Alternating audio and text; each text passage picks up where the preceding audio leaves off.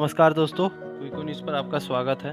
तो दोस्तों, आप हाल ही में मैंने एक खबर बना के दिया था, मतलब कि कल या परसों मैंने बनाया था, जिसमें बताया था कि चीन में जो है फिर से शी जिनपिंग का जो है सरकार बन चुका है, मतलब शी जिनपिंग फिर से वहाँ के राष्ट्रपति बन गए हैं। तो चलिए अब आगे हम लोग डिस्कस कर सकते हैं कि इससे क्या-क्या फ़ायदे होंगे और क्या-क्या घाटे होंगे। तो सबसे पहले फ़ायदा का बात कर लेते हैं कि भारत को क्या-क्या इससे फ़ायदा होगा।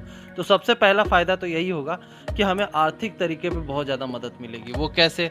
तो आप जानते ही हैं कि शी जिनपिंग जो है वो मतलब कि एकदम भस्मासुर बन चुके हैं अभी चीनी अर्थव्यवस्था के लिए, क्योंकि उनकी आर्थिक नीति बहुत ही ख़राब है। रिसेंटली आपने देखा होगा ज़ीरो कोविड पॉलिसी में उन्होंने बहुत ज़्यादा ही बेकार काम किया है, जिसका कारण जो है उनका विरोध प्रदर्शन भी हुआ है वहाँ पे, और लोग वहाँ पे नाखुश हैं उनसे। और दूसरी बात की जो चीनी कम्युनिस्ट पार्टी है उसमें भी 2 भाग हो चुका है, मतलब कि जो पुराने नेता है वो एक साइड में है और जो जिनपिंग के साइड वाले जो नेता है वो एक साइड में है। मतलब कि अभी ये हालत हो रखी है वहाँ पे कि अभी जो है जिनपिंग को जो है पूरे के पूरे जो चीन में जो है सबसे ज़्यादा विरोध प्रदर्शन का जो है सामना करना पड़ रहा है, ठीक है? तो इस कारण जो होगा उनकी आर्थिक नीति बहुत ही ज़्यादा ख़राब हो रही है। जब आर्थिक नीति उनकी बहुत ज़्यादा ख़राब होगी तो ऑब्वियस सी बात है कि हमें फ़ायदा होगा। और फ़ायदा क्यों होगा उसका भी एक कारण है कि अब जो भी देश जो वहाँ से निकलेंगे, वो जो बड़े-बड़े निवेशक वहाँ से निकलेंगे बाहर, ऑब्वियस सी बात है कि कहीं जाएँगे, तो जाने के लिए उनके पास एक ऑप्शन है, वो है भारत। तो इसलिए हमारे अर्थव्यवस्था को ऑब्वियस सी बात है कि बहुत ज़्यादा मदद मिलेगी। और दूसरी बात है कि हमें इसके साथ-साथ जो है हमें जो हमें क्राउन पहनना है एक मैन्युफैक्चरिंग पॉइंट का, जो कि अभी चाइना पहन रखा है, वो भी हमें मिल सकता है। तो ये हमारे फ़ायदे हो गए। बाकी घाटा भी हो सकता है, क्योंकि कोई भी चीज़ का अगर फ़ायदा है तो ऑब्वियस सी बात है कि कोई घाटा भी होगा। तो घाटा दोस्तों हो सकता है। होता क्या है कि आप जानते हैं जिनपिंग को कि उनकी क्या रणनीति रहती है कि जब ज़्यादा प्रेशर होता है उनके ऊपर, क्योंकि आप जान रहे हैं कि प्रेशर दोनों साइड से है, मतलब कि कम्युनिस्ट पार्टी के साइड से भी है और जनता के साइड से भी है, मतलब विरोध प्रदर्शन दोनों साइड से उनको मिल रहा है। तो इस चीज़ को वो कोलैटरल डैमेज होता है, इस डैमेज को जो है बैलेंस करने के लिए वो कुछ ना कुछ तो ज़रूर करेंगे। तो वो यही कर सकते हैं कि किसी के साथ एक छोटा कॉन्फ्लिक्ट स्टार्ट कर दें, मतलब युद्ध शुरू कर दें।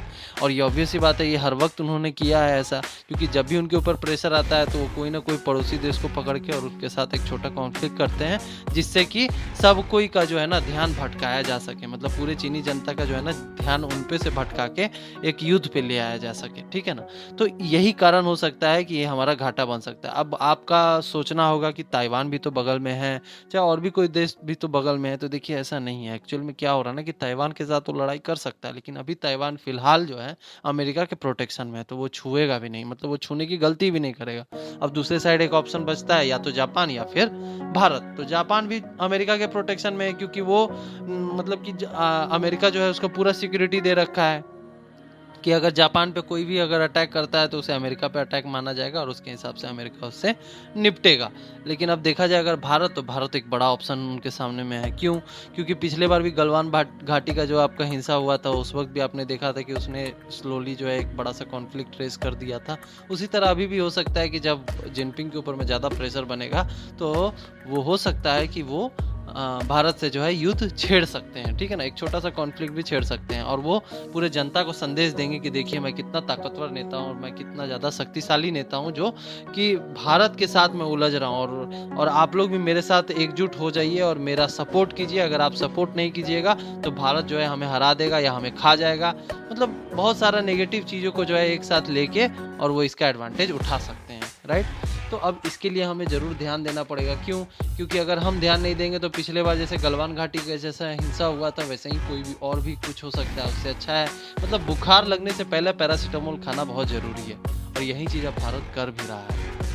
भारत के साथ साथ जो भी क्वाड के देश थे, मतलब अमेरिका हो गया, ऑस्ट्रेलिया हो गया, भारत हो गया, जापान हो गया, ये जो 4 देश जो मिलके क्वाड बनाते हैं, उन सारे लोग जो है ना अभी बहुत ज़्यादा चौकन्ना हो रखे हैं। बाकी मैंने रेफरेंस के लिए न्यूज़ आर्टिकल का स्क्रीनशॉट डाल दिया है कि आगामी 8 नवंबर से लेके 11 दिसंबर या 10 दिसंबर तक जो है हम लोगों का मेरा मतलब कि भारत और अमेरिका, इन दोनों के बीच का जो है ना एक आर्मी का एक ड्रिल होने वाला है, मतलब युद्धाभ्यास होने वाला है, ठीक है ना?